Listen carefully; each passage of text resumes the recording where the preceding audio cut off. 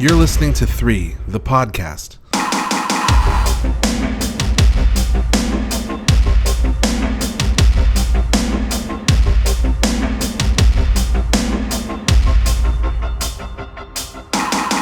Hello and welcome to 3, a podcast where 3 filmmakers get together to discuss movies. Join us as we dive in to figure out how these movies work and what they can teach us about the art of filmmaking. Whether you are a filmmaker yourself or you just love to nerd out on the art of cinema, we invite you to take this journey with us.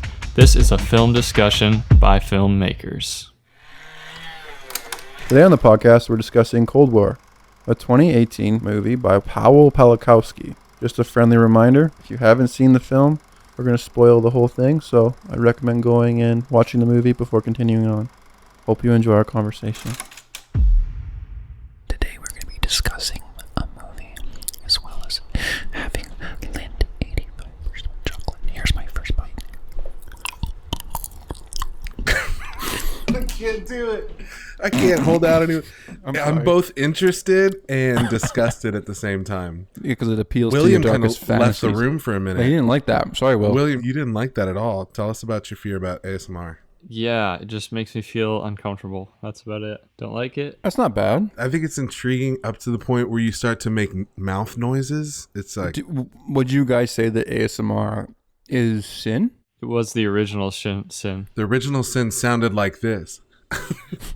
They're like,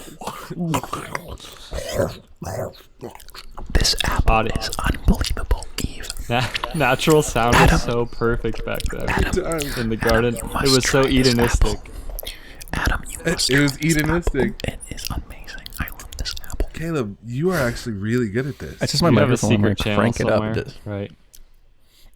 No, my secret fetish is chiropractor videos. You guys ever get into that on YouTube? What? Yes. Dude, Yeah. I'm addicted. There's a chiropractor I follow on Instagram only because he has like adjustment compilations. Yeah, the ring dinger, that guy? Gregory No, not Dr. Gregory Johnson. Kyle Naylor? Kyle something? Is he the guy with that he has his own device for pulling the neck, or No, but he's got these like comps where it's like it sounds like taco shells crunching, you know? dude, you have to get onto the YouTube train of how much of a thing this is with you. They have huge followings with crack. They have like ASMR Really? cracking, and they have these massive followings, chiropractors. I've been an educate evangelist for these videos for so long. If you're in a group setting and you just throw on these super visceral chiropractor montages, it's bound to wreck Yeah. the mood, no matter Tell who me. you're with. Or like send me a link. I need to see this. I'll send you a link, brother. Okay, so we're rolling. We're here. We're all hanging out, all us guys. We're having a great time. Have you guys learned anything since we spoke last that you want to share with the group? I haven't learned a dang thing. 7 days is a long time to go without learning anything, all right? Okay, so should we just get into this? I guess so. I guess just we got nothing. All right, guys, let's get this thing rolling. I got stuff to do. I got people to see. Kind of see hang out with you guys all day. Caleb. Oh, I actually don't have much to do. Okay, guys, today on the podcast, it was my choice to choose the movie Cold War, a 2018 flick by Pawel Pawlikowski. That was not bad. Here's the synopsis, which is not as long as the ones you normally read, Jason. Set against the backdrop of the 1950s Cold War in Poland, two people of differing backgrounds and temperaments begin an almost impossible romance. We'll start the podcast with our classic first impression mixed with numbers going into the podcast, as you've come accustomed to. I picked this movie because I saw it on a couple people's letterboxd lists that I admire. There were a couple cinematographers that both spoke highly of it. And then when I saw the frames from it on a couple people's Instagram, I was like, whoa, it looks very beautiful. But I know nothing about this movie. And then I liked that it was a period piece. I don't normally enjoy period pieces very much. So I was up to maybe falling in love with a period piece. Interesting. What did you guys think? Jason, how about you go first? What was your impression of this movie and your rating going in? Man, I don't even know where I stand. I think I thought it was really great. It felt like I went to like a gallery for black and white photography. Is kind of what it felt like. I think that I probably had very slightly higher stars at the beginning than I did at the end.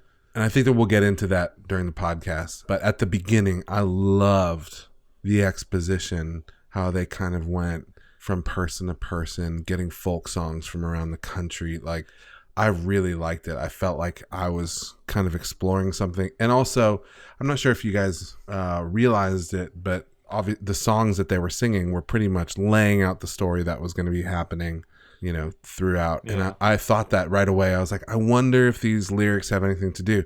Because this is it listed as a musical? Because technically it's a musical. You know? If so, it's my favorite musical of all time. I don't normally like musicals, but I know it was so natural. It was so integrated. So I have great things to say about this movie. I think that there were some problems with it, and they might just be, I think, maybe story problems or annoyances, pet peeves of my own. But overall, I think that I would give this movie I started with a 4.5 out of 5. That's where you're keeping it? You're a 4.5? I started with a 4.5 out of 5. So you're starting the podcast. Sorry. So because you said before that you started the movie, you liked it, and then by the end. So are you entering this this discussion with a 4.5? I'm entering the discussion with a 4.5 stars out of 5 stars. Lock it in, Eddie. All right, we'll lock that in. Ting. We're gonna move over to William. Can we get a ting, like a sound effect? No, but I can give you some more ASMR. William, talk to me. What did you think of this movie? Well, first impressions were actually really positive. The movie just had me. From the scene where Victor and Zula are kind of doing piano scale exercises together. Yeah, that scene was the moment I was like, I love this movie. It had me for the whole ride. I think I'm similar to Jason, where at the end and all today, I've been struggling with it, kind of just trying to figure out what it's trying to say. And I think that could change my rating. Just, I'd like to flesh all that out with you guys. But for now, my first impressions are good. So I'm going to say I'm at a 4 out of 5 stars. So great. I loved this movie so much that it's literally been 2 days of me just sitting on it, and I have random outbursts. I was driving with my wife today and had an outburst just saying like how much I loved it. It's like, wow, I loved that movie. I loved the way it was shot. I loved that it was a period piece that actually felt like it was from that time. It just everything they did it so right. I loved the music in it so much, like their use of music and their use of the same song, that oi oi oi. And as I sat with it, I realized that was the first song that one of the girls in the village. I don't recognize that song. Well, you will. Oi oi oi. Could you do a little bit more for us? Oh, ASMR just style. A few more bars. ASMR. But I think a movie like this, when I watch a movie like this that's modern, it just it both on a personal level made me want to love my wife better, and it made me want to make a movie so bad, and it made me remember why I want to be a cinematographer. I loved the visuals so much in it. I'm not giving it a full 5 because I just get nervous giving it a full 5, but I'm sitting at a 4.5 as well. Wow, we are. Whoa. This is rare. Out the this gate, is rare. So we all agree. High, yeah. Let's just quit the podcast now, because this is gonna be boring if we're not fighting about something. That means this movie did something. It did. Okay, I would like to start with, did you guys find the plot confusing in any way? What was the plot in your guys' mind? Did it make sense? It wasn't confusing to me, but I thrive off this style of plot where exposition is not necessary almost. Like, there's no title screen, like words coming up in the beginning being like, Cold War, this year, this date. It was just where they were, the year, that's all you needed to know, and then you're in the world and you're along for the ride. It worked really well for me. I wish that this movie was longer, although it's probably like really well timed, because that's what a movie's supposed to do, is kind of leave you wanting more. But at the beginning they were just kind of skipping through, and at first I was a little bit frustrated. I'm like all of a sudden they're getting music, and then all of a sudden they've created like a show, and then all of a sudden they're in a relationship, and I'm just like, whoa, chill out for a second, like give us a little romance, but I think that in hindsight I really appreciated that we could kind of keep up with the storyline, I was not mad at it. I was more like, I'm just not used to the story moving this quickly. Yeah. And for them just to get that, like Zula and Victor were in love and just kind of like fell into passion right from the start, and how it was like a jump cut and they were making out. It wasn't like, it wasn't much of their first date or their first interactions. It was just, they interacted, they did some piano time, and then they were in love. It made me realize how much movies will spend so much time building that in romantic relationships, you know. I loved how it was just like cutting into it so fast. And it feels like a story that's being told almost like memories, like vignettes. Did you realize, like, I mean, I feel like the transitions were so bare and raw. I felt like when we went from scene to scene, it wasn't thought about like, how am I going to transition to this next scene? It was like, this scene ends and the next one happens. But I wasn't, not in a negative way, I wasn't bothered by it. I felt like it was somebody telling me a story, kind of like the way that my grandmother tells stories. Like, there are just these like flashes of scenes. I'm sure you noticed the visuals of this. They were playing around with reflections throughout the entire film. So, like, you know, probably one of the first reflections was the pianos, like when the guy's playing piano in the very first kind of recital, and you pull away and you realize, oh, we were actually just looking at a reflection of his fingers. Here's the actual fingers playing the piano. Then in the ballroom, there's a big that ballroom them. scene, that big... Yeah, the big hall. Dude, well, it wasn't a big hall. I think that's a reference to... It was a small hall with mirrors on both sides. Like, it was brilliant. This movie's the frames in this movie, I haven't seen so much depth in compositions in one movie like I don't think. And that's something I kind of a huge note I made about it was that it felt like the frames that they just went on forever in the background, like constantly. And they were just perfect. And they were just and they worked for a rigid time in like they worked so well for the story of what it was.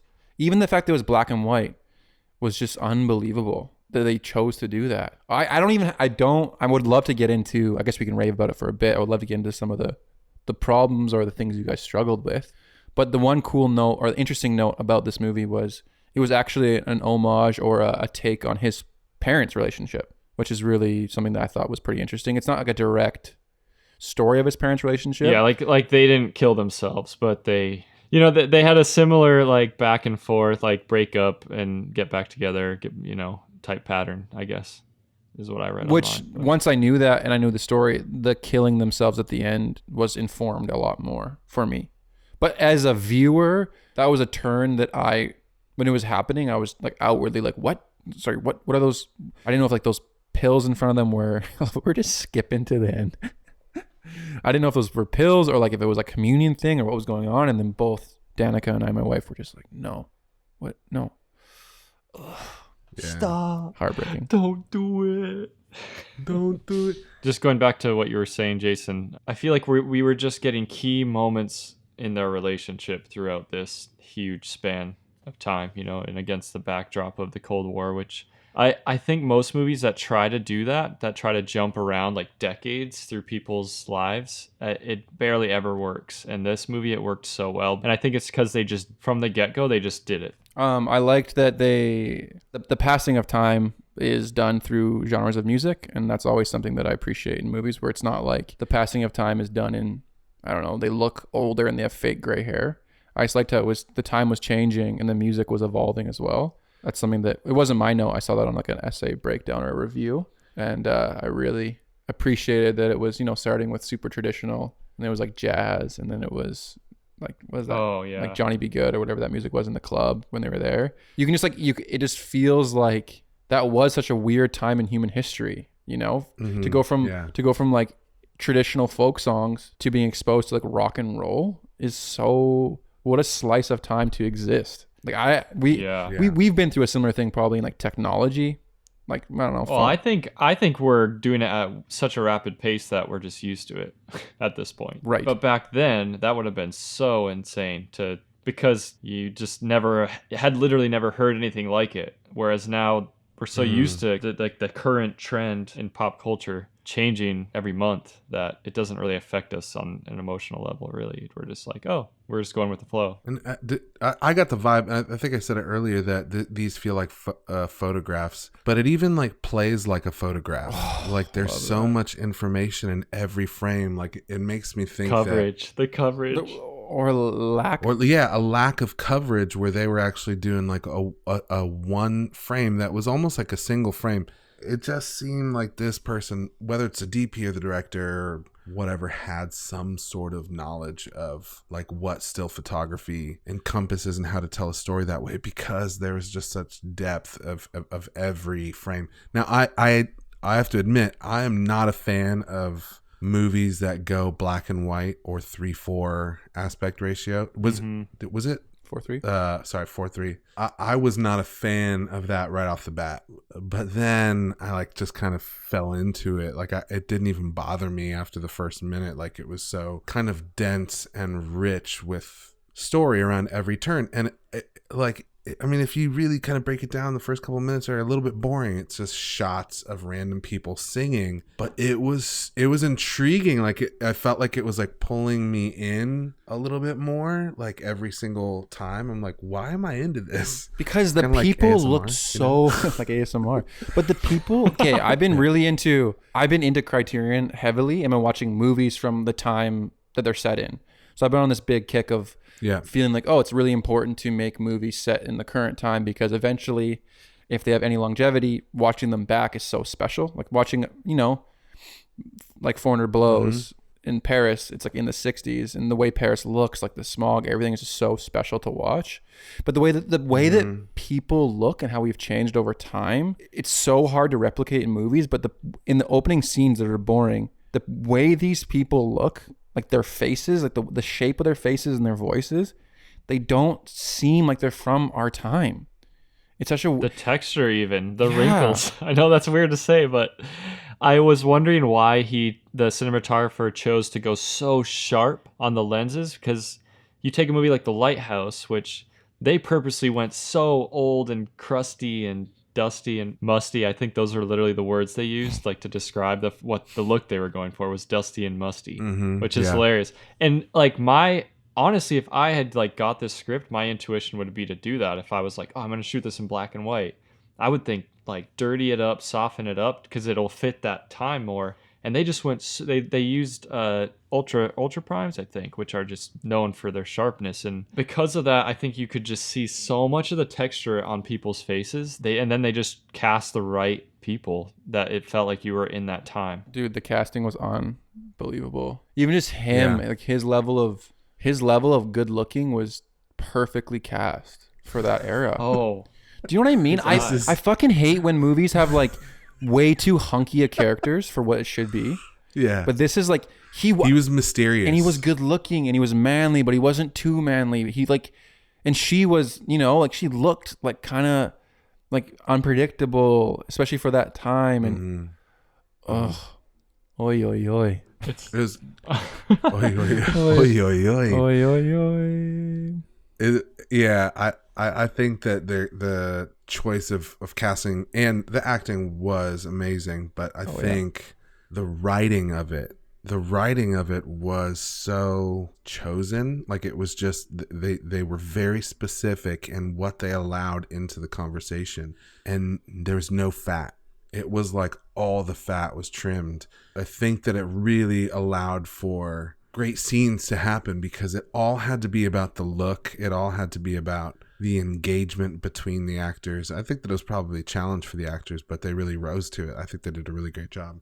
So I was just reading an article after it, and they're talking about the cinematography and the style of this movie. And it says Pawlikowski said that its style came from a confidence that he has found through growing older and learning to ask, as he told me, what is necessary here? I thought that's a cool, I don't know.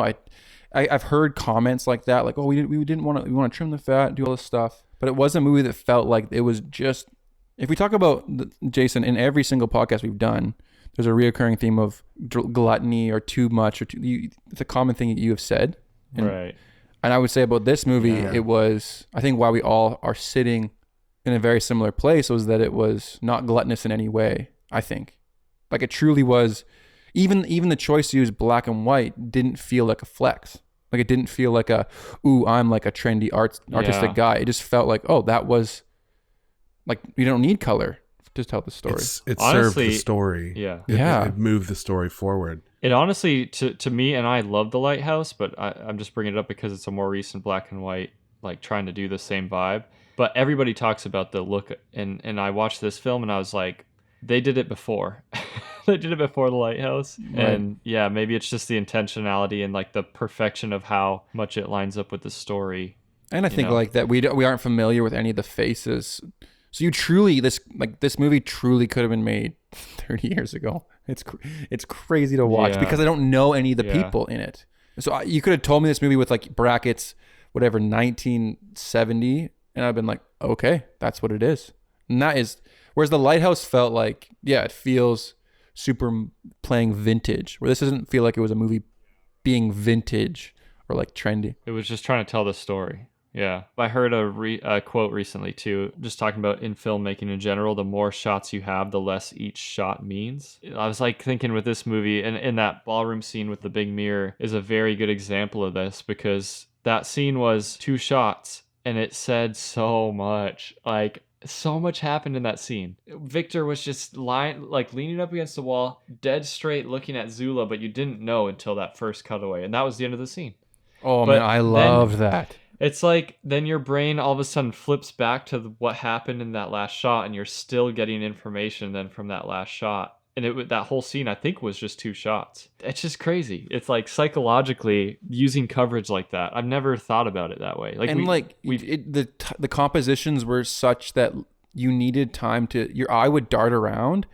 Like in that mirror shot, if we're talking about that shot right now, I didn't know what I was looking at first. And I think there's another movie that has a shot similar to this it's in my head, and I don't know what movie it is, but I love when the shots of the crowds and the people, like when they were just like perfectly layered people and perfectly placed, or half their frame was cut off. It was like my eye had enough time to dart around, and just like it drew me in because I was looking at the different faces and the way they looked, and then back at the composition. And I don't know, I can't say enough good things about this. I honestly, in that scene, I didn't realize that their back was up against the mirror. Same. I thought that the hall continued. It took me a few moments to realize, who was it? Thomas came up to them to talk to them, and I was like, wait a minute, who's the guy that came behind them? Like, it took me a second to realize that they were up against a mirror, and then I'm like, I'm looking at a mirror. Oh my God. I started freaking out because there was so much to look at. Your eyes were kind of darting around at all this great stuff around you, yet still it wasn't distracting at all. Yes. And then when it wasn't perfect, it was unsettling. So like when they're in Yugoslavia and he comes back to see her, like before he gets put on a train back to France, and she's just off of center and he's perfectly centered. To me, I just immediately noticed like it was off. That was the other scene I had in mind with the coverage thing too, because the way they set it up, he was outside talking with I can't remember the dude's name. Is it Thomas? Either way, he's like, do you want to come to our VIP box? And he's like, no, I have a really good seat. Well, like, it turns out at the end of that whole sequence, you find out his seat was dead center in the auditorium on purpose, because it was the one seat she would see. Just she couldn't miss. And then you see her dancing in that scene, and she's a little bit off. Yeah, she's so, but even her act, like her performance, so she's just so in the zone acting. Yeah, you catch her notice him and react to it, and it's just all in her face. She's continuing to do the dance perfectly, the routine, but you just see it all over her face. It just takes her out of her performance, and she's all of a sudden struggling with the conflict of, oh no, Victor's here. That scene was so good. And then you get another reaction of her after he's gone, and it's just the empty chair. Oh yeah, too much good stuff here. Yeah, let's shit on it for a little bit or something. The last thing, I mean, okay, well, that Thomas guy really sucked. Yeah, he was a bad guy. He was so bad. It was like he was just bad. He was just a bad guy. Okay, Jason, earlier in the podcast, you said that there was some problems, and I think that this is your duty as your place in this threesome to lead us into the problem land. Okay, so I think that obviously I think that they had like a super unhealthy relationship. Now, I feel really bad saying this, but Zula was like so unpredictable, and that's what he was in love with, but he kept leaving, and Zula would not come with him, and the obsession of Zula, even though she wasn't, like, I felt like he was faithful to her the entire time. Kind Like, of. He had unending other faithful. lovers though, but they didn't Well, give he them had the other time. lovers when she didn't show. They didn't give the lovers the time of day. Right, and plus it was like 3 years after, 2 years after he had left Poland to go to France. He had another lover, but she never showed up at the border crossing to meet him, and so I was like, what was she thinking? And then she shows back up again. Was she not able to come because of that? The leader was kind of had pulled her in. That was the tension feeling that I got, is that she It wanted was to go, ambiguous, yeah. but she has some sketchy past, right? So she tried, like, her abusive father, and so she tried to kill him, and then conned her way into this music troupe. I was wondering if they had caught on to her, and that's why she couldn't leave, because they had cause to arrest her or something. I'm not sure. My interpretation of that is that later on she actually tells Victor that she knew she couldn't escape with him. I think she was noticing what like the higher ups were saying to her and using that as an excuse to stay. Right. Yeah, it felt like she had made the decision not to go with Victor. Yeah, already. But didn't tell him that, and that's where I felt like Zula was not making decisions toward the health of like their relationship constantly. She left Paris again, and he gave up his safety of citizenship to go back to Poland, only to be arrested for 4 more years. He was supposed to be in with like a 15-year sentence, and he was arrested, and he served like 4 years of that 15-year sentence. But that's like the lengths that he was willing to go to love her, and yet she kept wandering. And so that's the only part. Like, it's not a bad part as far as the story element. I think the story's still told brilliantly. I'm just pissed off that was the story. Jason, I'm right there with you. Yeah. That's the exact thing I'm hung up on. Like, I loved the film, but today, as I was writing about it and kind of digesting it more, I kept getting hung up on the Paris part of their relationship, and then why she chose to go back to Poland and he chose to become a dick in that time. Because at the end of the movie, my first thought was, oh, they couldn't be together. And this morning, all morning, I was like, they couldn't be together. They couldn't be together. That's why they had to kill themselves. But then I kept thinking about Paris, and I was like, no, they could have just stayed in Paris. They had a good thing going for them, but they went to shit and their relationship was so unhealthy there that she just retreated to Poland. And so that's what I keep getting hung up on it. And I'm not sure what it is about that, but I guess she was kind of serving, because she went to Paris and they were making her a jazz star, right? And there's the one scene where it's the listening party, like such a perfect doll, like the best dolly push in the whole movie, where she's alone. Everyone's kind of having a good time around her. She's super lonely. And then it goes on, slowly pans, and it's him watching her. And then she throws a record in. So it's almost like she didn't want to be, I don't know, like a pawn in his career was kind of what that part felt like. Like he had kind of built something and was almost like entitled to, like, kind of like, I made you, so now you have to like sing on this record, so then I can be whatever. I can be a successful artist. yeah, it wasn't super obvious, but maybe he was trying to serve two masters there with music and her, maybe. And that's kind of why he started to become a dick. Like, he was trying to serve his music and kind of the music producers or whoever that, those people are around him. Even like kind of using his ex-wife or ex-lover still in his career and the conflict there. I don't know. Yeah, because it kind of makes sense that he was, at the beginning, his passion for music, they made him do it in honor of Stalin, like switch his Stalin, right? That's who the... Yeah, they made him forsake all his artistic, whatever he was up to, and make propaganda music. So he peeled on that front and then wanted to bring her along on his kind of art journey. which is I think what was going on. But then she was kind of didn't have a place in both worlds. Like she was a pawn for Stalin, and then she was a pawn for him. Is kind of the looking back on it, what I would say about the unhealth of their relationship and why she left. That's what I thought. Yeah. But he did slap her, and I was kind of like, what the fuck? Like, why did you slap her, man? Like, where did that come from? You don't seem like an angry character. I don't know. That was a weird. No, didn't she say that she had screwed the producer 6 times already? I'm not saying that there's any excuse for that. Yeah. Oh, yeah. So just chill. There is no excuse for violence. I'm just going to let me throw that out there in this podcast. And okay, that's not a problem with the movie, Jason, though.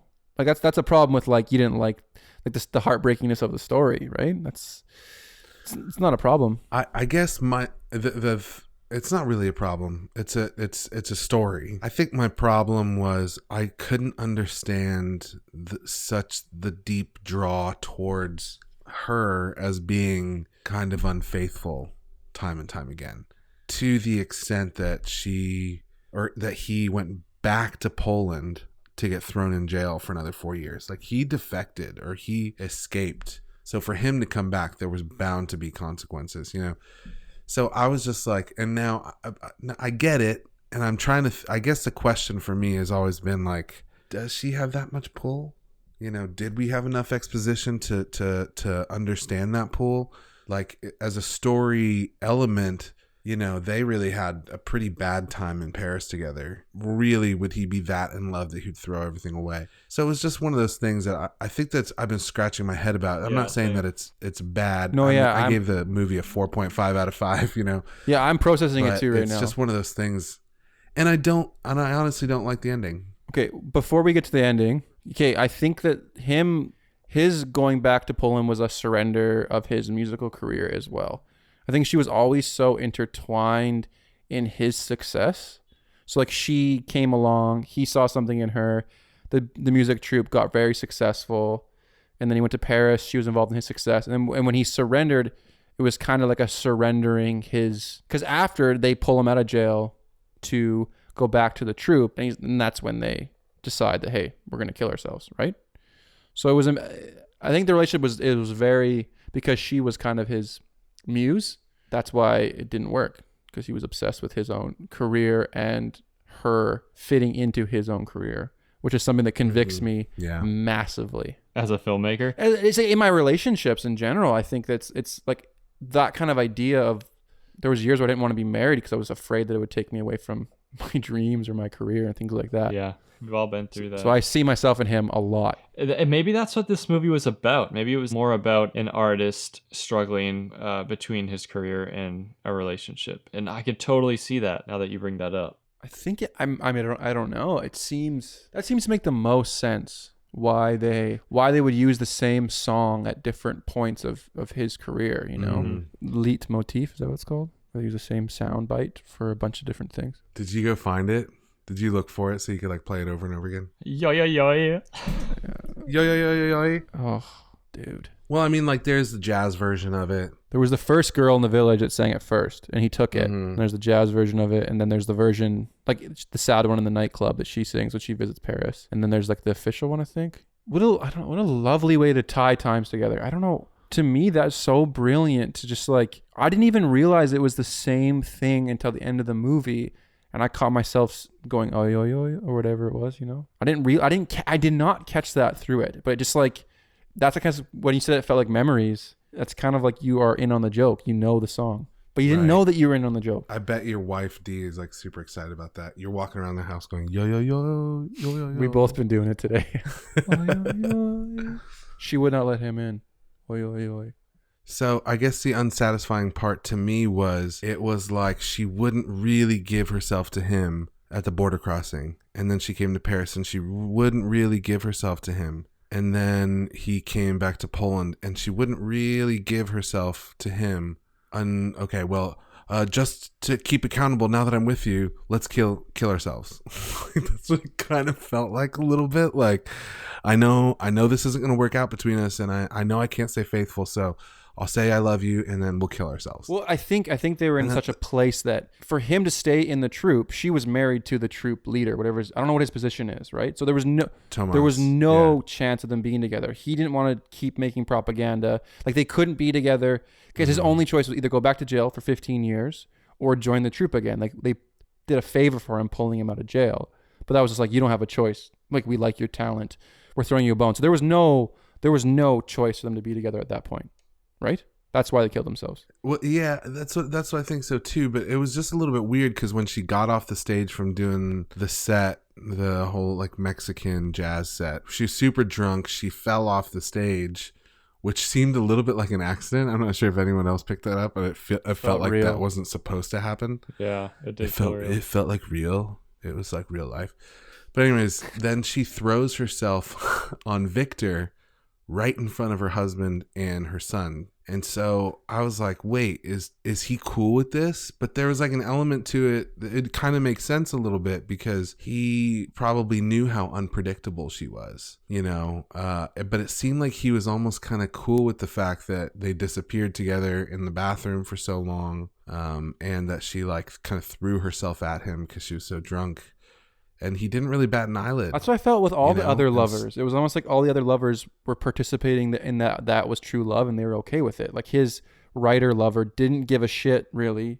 Like it's almost like they played it as if everyone could see that they were truly in love. And maybe that's where I feel a little bit of a disconnect. I don't understand the lover in Paris that he had, who didn't care that he was out with, you know, quote unquote, the love of his life. Or Thomas, the husband of Zula, who didn't really care that she was kind of like falling all over Victor. Like there was a little bit of a disconnect, or maybe it's a little bit of a fantasy. Now, if this is like kind of the director talking about his parents, you know, maybe he's really telling the story element that nobody in the world mattered more than the two of them to each other. You know what I mean? So maybe it's a story element and it works, you know? Well, yeah, I think I'm wondering if there was another way to end this movie, and we can talk about that.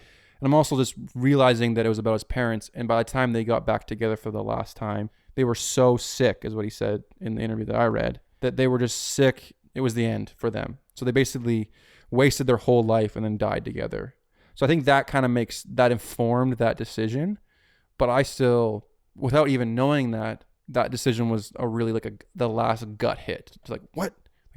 It felt so fast and quick. You're like, no, they're not doing this. And then it's like, should we cross over to the other side? Yeah. Oh my gosh. So it makes sense to me based on what his parents went through and a reflection of that. And I also like, what were our options to end this movie? It's a tragedy and that sucks. I think that there was some unsatisfying stuff in that, but at the end I'm okay that I'm unsatisfied because it was a part of their story and the story was just told so well.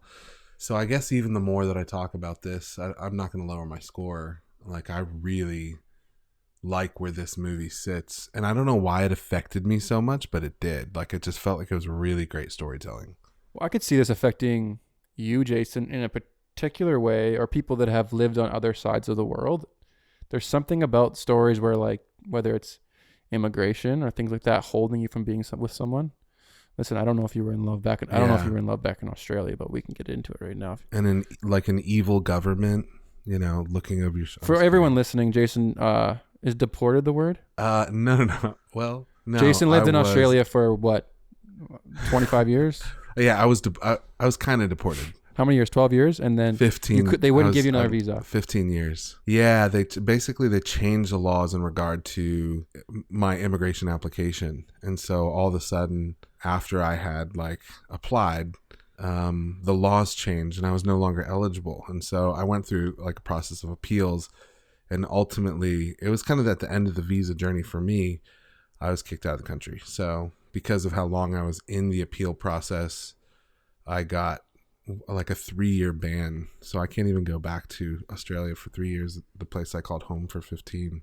So it definitely does hit on that level of like, I even think back to that time during like that whole communist revolution. These people had no other options. And that's one of the things I think that I struggled a little bit with that story element, that it was so easy for him to cross the border and kind of escape, because that was actually a really hard thing to do when communist Russia kind of had their reach that was so far into Poland and then even into Germany. So that the idea of that's pre-Berlin Wall, right? There was a side of Berlin that was communist, right? That might I don't know my history, but I was wondering if that's why it was easy at that time for him to cross, because that was before the wall. Oh, probably. I actually wanted to go and look up the history of it before, but I just didn't end up having time. But just not having those options, and even like artistically, he didn't want to be making just music for the sake of making music. He was trying to make art, and instead they were like, oh, you should have more nationalistic pieces in it. And the government kind of got their tentacles into even their show about the history and the folk of Poland. Yeah, it's cool to parallel like their relationship against a war or like a post-war setting, I'm not like a history buff, and I don't know much about that period either, or the time or the place, but I still followed along so well. Like I understood what was going on still, just by it being in the background, Yeah. Mm-hmm. But it's a cool way to tell a love story. Like we've talked about like movies like Call Me by Your Name before, or Portrait of a Lady on Fire, like these stories of like relationships that just can't work. And I think, this movie's in a similar way does that, but it's like literally because of, everything that's going on in the background. I don't know. Yeah, there's something about that just did it in a different way. I love that they called it Cold War, which is, right. And they didn't explain the Cold War. I just love the confidence in the audience to be like, listen, this is when it was set, this is when it was going on, and it's not about the Cold War at all. You figure it out. Yeah, it's not about the Cold War, but it is about the Cold War, and it makes sense with like the connection to his parents' story, that their whole tumultuous thing was start to finish of the Cold War. Like they died before the Cold War wrapped up, but still, I thought it's like I love like the idea of making a film set in a time where you don't feel the need to inform the audience about everything that was going on in that point of history. You just set it in that time. And I think with period pieces, sometimes they can feel like they're trying to both educate you historically and pull you in emotionally. Whereas this movie was just, hey, listen, there is a history to this. If you want to know and understand it more, you better go look it up, because we're just telling you a story about love set in this time. And that was brave. I love it so much. And it made me want to go look up the Cold War and research it too after, because I thought, I wonder if their relationship literally like represented the Cold War, I'm wondering in some way, now, or on some level. Gotta hit up Wikipedia. Yeah, what's the gist of the Cold War? Is there something here to unpack? Yeah, so during World War II, the United States and the Soviet Union fought together as allies against the Axis powers. However, the relationship between the two nations was a tense one. Americans had long been weary of Soviet communism and concerned about Russian leader Joseph Stalin's tyrannical rule of his own country. This is from the History Channel.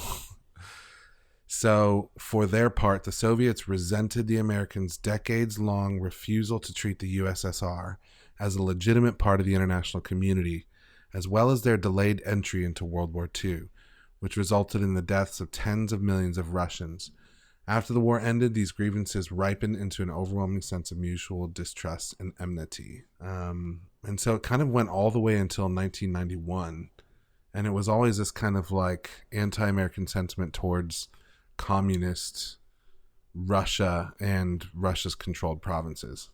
Which is it's interesting to me that now the scene in the club when she's super drunk and they're playing, I don't know what the song is. It's like Johnny Be Good, or it's some Mamas and the Papas. It's like but it's such an interesting thing that if there was this underlying resentment towards America to play such an American feeling song, and her just be loose and just going and jiving with it and being so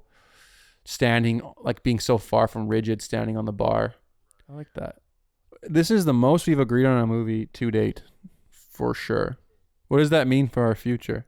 Many, many happy discussions. It means I'm going to pick a shit movie next week, all right? Well, you're gonna. we can't get too hopeful, but this movie is like, this discussion is like why I want to do this podcast. It's also like why I love filmmaking and why I do it. I love film. I love film. Yeah. Can we just talk about William's like awesome, slightly monotone voice? Do I have a mono? It's weird. No, you don't have a monotone voice. You just have, I don't know, you have like the perfect NPR voice. Oh, let's just listen to this for a second. Yeah. Let's listen to this while I soothe you with my monotone voice. L'orage pouvait bien éclater. Yoy, yoy, yoy. Nous étions brûlants. I've always suppressed my emotions under my personality without knowing it. On the inside, I sound like this. Oh, hell yeah! But on the outside, I sound like this. Oh, hell yeah. There's so many things going on right now. I just want to describe for our audience Caleb's face right now. His face is kind of like slightly, like flirtatious and serious and so satisfied that the song is playing right now. It's just kind of awkward to look at, but also really intriguing. Very much like ASMR. Oh. Oi, oi, oi. Wow, that's a pretty song. Okay, I think should we carry on? Where are we heading next as a group? Where are we heading? Like, what? Yeah, just like, did we figure out what this movie was trying to say? And like, because I came out of it. Great love will kill you. Yeah, I came out of it leaning like towards this like impossible love is impossible to have. Like the cost of love in that relationship and choosing that was literally death.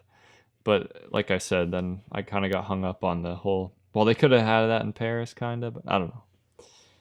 What was it trying to say? I think they could have had it in Paris, but he blew it, and it was only till he could sacrifice his career. She wasn't an instrument. She wanted I all of him. I don't agree. Ooh. I mean, he definitely did blow it because violence is never acceptable. But before that, But she kind of asked for it. Is that what you're trying to say, Jason? No. No, not at all. I'm just saying, like, she started casting like relational seeds of doubt like right away when she got to Paris. She was like, I don't like Paris. My life is better in Poland. And he's like, well, what the hell did you come here for? It was just a little bit weird because I think that there was definitely stuff. And then she was sleeping with his producer and all that kind of craziness. However, once again, I am not condoning the violence that happened. Well, I just think it was like, maybe it was like a well done love story. I think a tragedy love story. I think that is ultimately it was a story of people wanting to be together, but their humanness and the world at that time getting in the way. Honestly, from the beginning, like there is something off. Or there's one of the earlier scenes where they're kind of in a field, like laying next to each other, and then she reveals that she's been an informant on him. Right there, that's actually kind of a weird scene that sticks out to me because they have this. It was a beautiful scene, but yeah. It reveals so much about her personality too, because she is so fierce in the way, like he's like, I'm gonna leave, and he starts to walk away, but she like takes control she gets up. I forget what exactly she says, but she says something to take that control back and turns around and just runs and jumps into the water. Like she is in control in the end. Yeah. Right after that, it shows her floating in the water singing, and then it just does a hard cut to them sitting around a fire, and that's it. Talk about lack of exposition. You just got to kind of like piece together what took place in that. I think that was kind of the first time I was like, ooh, something's off here, like in their relationship. Yeah, they almost skipped the falling in love part because that's not relevant to their characters and just skip to the dysfunction really quick, which is interesting. Yeah, but what's weird is at the same time you understand that they have this they both feel like they have this like eternal bond to each other, they like both. They're so and she even so drawn to each other. other. Like because it's a scene of them says, they're laying there so content, and then it just escalates into a fight so quickly, and then escalates into her throwing herself into the water. It's like that's their relationship. And later on, I think it's the first like time jump we get, and she kind of comes back and it's revealed that she's married, and she says, I did it for us. It's just like, wow, like they're literally so obsessed with each other. That's why I kind of termed it like they felt like this eternal bond. And then to get married and kill yourself is the ultimate symbol of an eternal bond. Exactly. Their belief in the other side. Yeah, which she does believe in God. She made a point to say it. That's true, hey? What did he say back to that? Do you remember? Oh, I don't remember. Interesting. There's something about contrast in this movie that I'm kind of, and it might be like my takeaway, but I went back and started to kind of skim through some of the earlier scenes, and just the way they made them seem so youthful and light and innocent, both of them, like both Victor and Zula, just, they were like clean even. And that last shot of them on the bench, they were wrecked. Like they were both so defeated, and just life had, you know what I mean? And he's just out of prison. She's got the dark hair. She just like doesn't look like her anymore. There's something there in storytelling where using like contrasts in that way is so effective to really just drive in the story. Oh, that bench shot is so perfect. Just the way the sky feels and everything about it. You can feel it. You can feel what it feels like to be on that bench, feeling the wind. I'm kind of glad that they walked off screen instead of, I was like expecting one of them to like fall over or something, you know, but yeah, that was good, Ellie. Yeah. They made that choice. Like, that's a great shot. That literally framed that, and that'd be really depressing. Caleb just showed a shot of the two of them sitting there. You know, there's a YouTube channel called Every Frame of Painting. It's crazy when a movie literally is every frame. Like when you're trying to get inspiration for a project or a brief or a treatment or something, and you're going through movies and trying to screenshot it, and it's so hard to like, where was that moment that was so good? This movie, you could close your eyes, spin around your chair, hit spacebar at any time, and it would just be a great reference image. It was very much along the lines of like compositions from like the best of the best from that time era, right? Like you look at those old black and white 4x3 films, and they were very much composed in that way, with that same type of depth and almost like painting compositions, you know. It's very true. Mm-hmm. I don't think they were ever done with that much contrast. Like this, this did feel very different. It was so clear, and it was so contrasty, because like everything, this is like true black and white, whereas everything else is kind of like definitely on that gray scale. But I kind of like it. It's just a refreshed version of the old black and white, and it worked. Okay, well, do you guys feel quenched? Do you have anything else left to say about this film? No, I'm happy with the movie, and I'm happy that we kind of all agree with it, and I feel really energized after watching this movie, which is funny because I started watching it at like 1:00 in the morning. Wow. I was fully engaged. Yeah, I was fully engaged the whole time.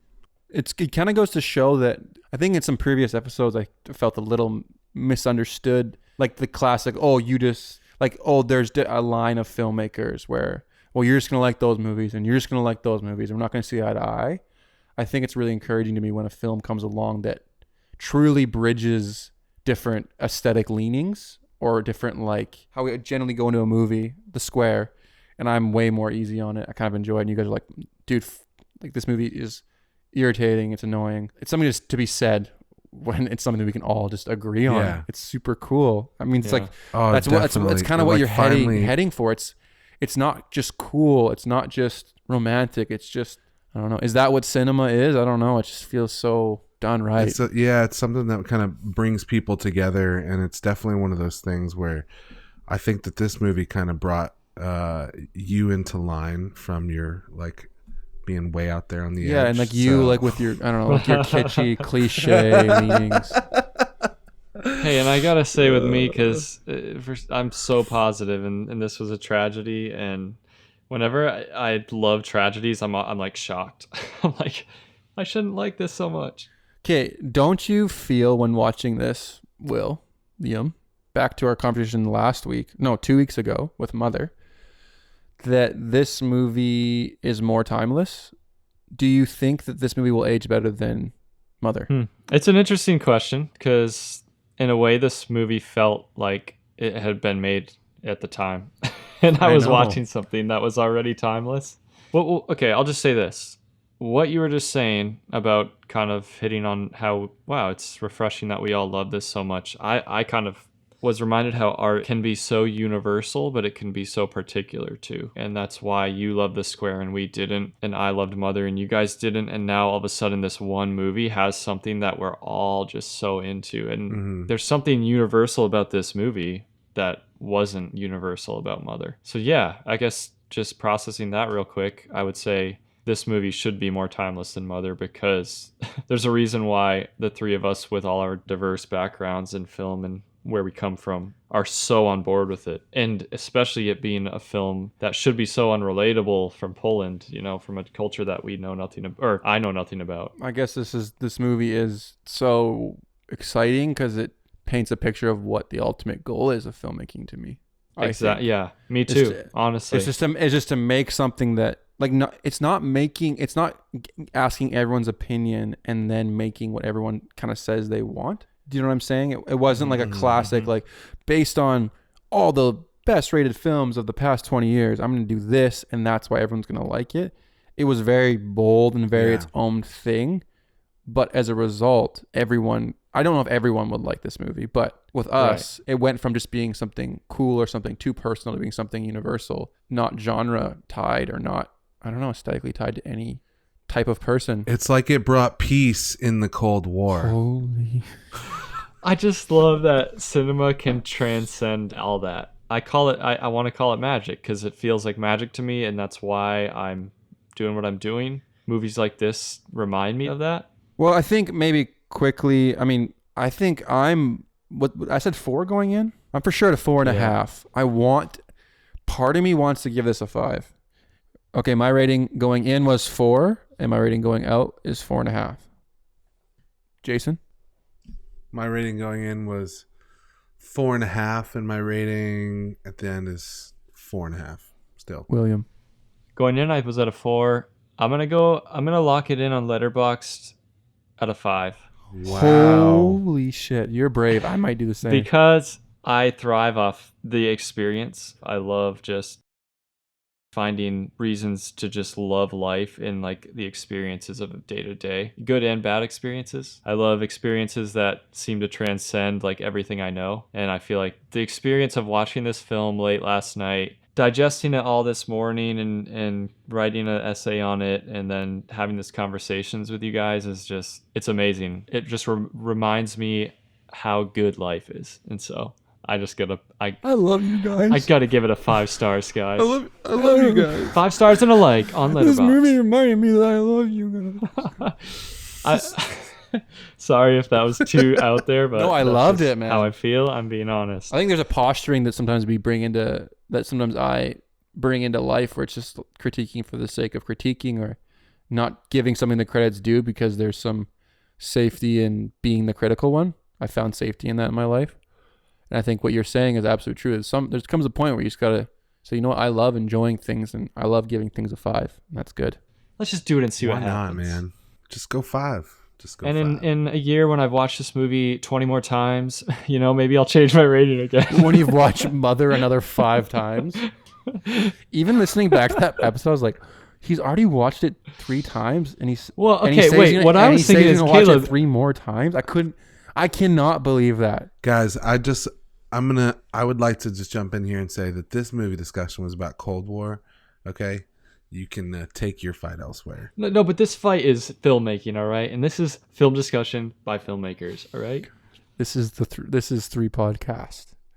What is who's up next? Who's picking the movie next? I think it's time to. Yeah. All right. Well, I'm picking the movie for next week. So, I'm gonna go with a movie called The Night of the Hunter. It's a 1955 film noir directed by Charles Laughton. Yep, that's the movie I'm going with. Sorry, say it again. A noir film. I like that. I'm so hyped on noir right now. Good. This movie's like been on multiple watch lists of mine, and for some reason I've just never watched it. And you guys kind of were bringing up about watching something a little bit more classic, and this was the first movie I thought of, so it's like, let's just go with it. The Night of the Hunter. That's so crazy. 1955. 1955. Oh, a good, awesome fact about this too. I don't know much about it, but on IMDb, I'm looking right now. Lillian Gish is in this, which she's like one of the OG actresses ever. D.W. Griffith was like one of the first like feature filmmakers, right? If you know your film history. She was one of the actresses he used in his films. But she's her nickname is the First Lady of American Cinema. So there's a little bit of history for you guys. The first. That's awesome. I'm excited to watch it. Great choice, I think. Excited to talk about it with you guys, though, next week on... Next week on 3, the podcast. This has been We are going to be watching a film by Charles Laughton and starring Lillian Gish, the legend, so that you can called The Night of the Hunter, 1955. This has been another episode of 3, the podcast. Be good out there. Next week, guys. Watch movies and love life and love film.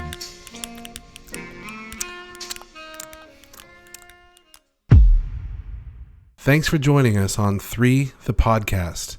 Make sure you subscribe and join us next week for another film discussion hosted by Jason Solari, William Somero, and Caleb Ford.